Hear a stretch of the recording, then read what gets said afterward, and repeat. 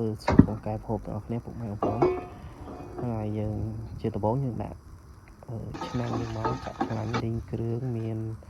ម្ទេសក្រូចក្រៃយើងហ្នឹងអាហ្នឹងគ្រឿងយើងអត់បានទេបងប្អូនហើយបន្ទាប់ពីយើងលីងឈ្ងុយហើយយើងថែមទឹកហើយយើងថែមដុំស៊ុបមកបន្ទាប់ពីទឹកពុះយើងដាក់កង្កែបយើងចូលកង្កែបយើងបានបំពងវាឆ្អិនហើយប៉ុន្តែខ្ញុំបំពងនឹងស្បែកបងប្អូនហើយទឹកពុះហើយយើងក៏ដាក់ស្ករប៊ីចេងយើងចូលមក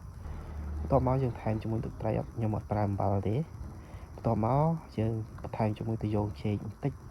យើងគ្របទុកឲ្យវាពុះហើយយើងថែមជាមួយនឹងទឹកដោះគោឆៅបន្ថែមឲ្យវាមានរសជាតិឈ្ងុយឆ្ងាញ់បន្តិចបងប្អូន